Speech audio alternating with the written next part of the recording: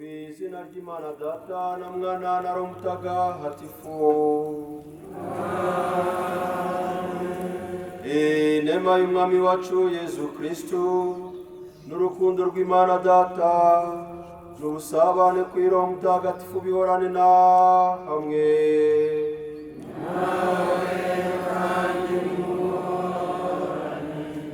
Pasika ifite igisobanuro gikomeye cyane kuri Kiliziya Gatolika, nkuko buri cyumweru iyo turi mu misa bavuga ngo ni ku munsi bimbazaho izuka ry'Umwami wacu Yezu Kristu, kandi akaba ariho hakomotse iyobera kwemera kwa Kiliziya gukomeye ko gucungurwa k'umuntu. Pasika ni ikintu gikomeye kuko ni umunsi twibutsa ko Kristu yatsinze urupfu by'iteka kandi rutagifite ububasha ku muntu.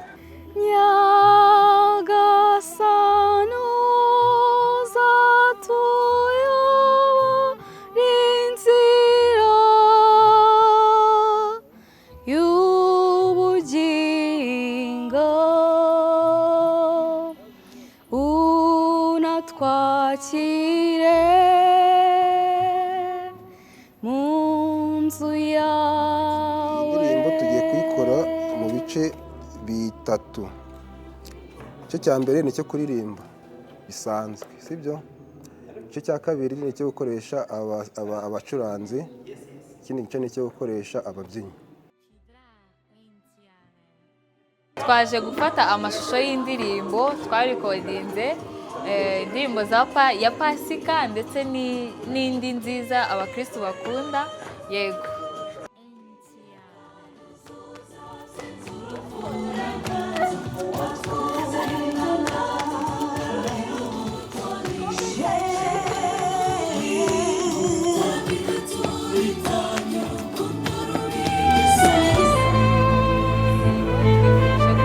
Umunsi wa Pasika natwe nk'abaririmbyi twagira icyo dukora, tugafasha nk'uko babivuga, tugafasha abakristu mu gusenga, ariko mu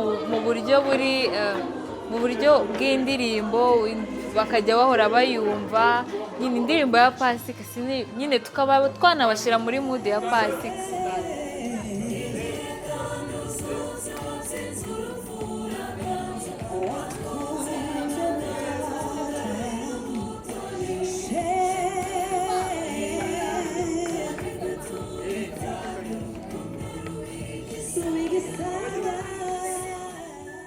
Kudukundo urukumbuzi ruba rwinshi, nibutse kuba umuntu ari twe wavunaga.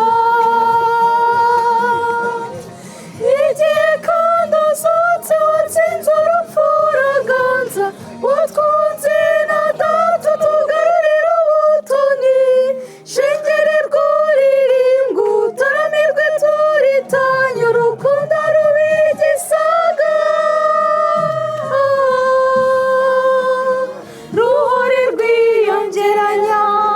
Pasika njyewe kuri njye nicyo kintu kitugira abakristu, kuko ni izuka rya Yezu. Iyo atazuka ntabwo tuba turi abakristu.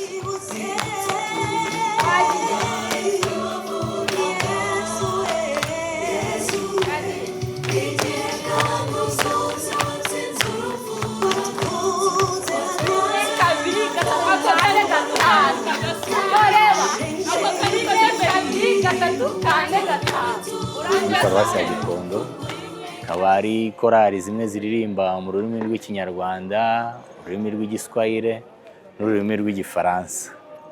Ubuzima rero bw'ayo makorali usanga akenshi ari bumwe, kuko korali abaririmbyi bagira umwanya munini wo gutegura misa, cyane cyane ko babigiramo uruhare cyane. Usanga iminsi yabo ya buri gihe isa nkaho basa bakorana imbaraga kandi n'umwanya ubura, kuko usanga ugereranyije na misa ziba i Gikondo n'amakorali ahari ubundi ni make. Urumva rero ko korali zihora mu marepetisiyo kugira ngo zibashe kuririmba izo misa. Yaratwitangiye nk'uko byahanuwe mbere, yarababaye arahambwa maze arahambwa, nyamara nyuma y'iminsi 3 arazuka, yatsinze urupfu, ubu ni muzima.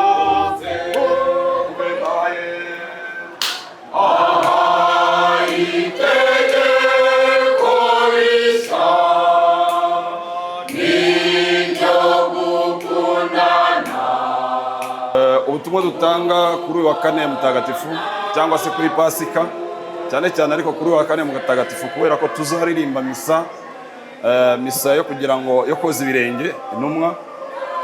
Turabatumira kuza kwitagatifuza. Nibwo butumwa cyane twebwe dutanga kugira ngo abakristo bafashwe kandi bafashwe n'indirimbo turirimba neza. Dans cette semaine sainte,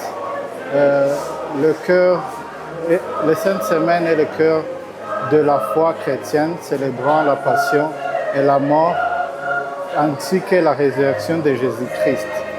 C'est un temps pour la grâce, pour renouveler son cœur, méditer sur l'amour infiniment de Dieu et passer de l'ombre à la lumière qui l'inonde de joie de Pâques. Je vous invite à célébrer cette Pâques le dimanche ici à la paroisse Saint-Vincent Pallotti, spécialement dans la messe de français qui se tient à 17h dans l'après-midi.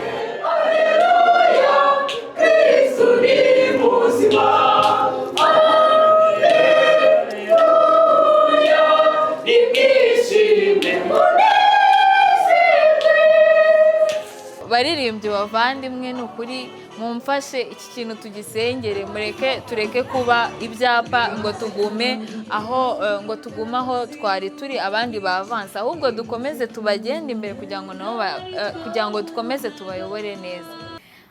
Muzaze twifatanye mu misa yo gushimira Imana izaba ku wa 6 tariki 4 z'ukwa 4. Murakoze. Kizatangira saa 12.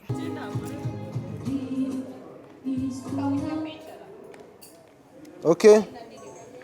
Undi naturuke uwo mutuku hara hirya.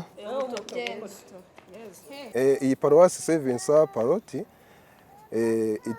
ikomeje gufasha cyane cyane amakorari, kuko hano tumaze iminsi ndetse imyaka myinshi cyane dukorera hano, bigaragara neza ko ifasha abantu cyane cyane amakorari hirya no hino kugira ngo ibihangano ndetse n'iterambere rya evangelisation. Kadushimire cyane cyane Padiri mukuru wemeye kuba yatwemera tukagera aya masaha tugikora. Ndabizi neza ko ibintu turi gukora bigira ahantu hatandukanye kandi bigafasha abantu benshi.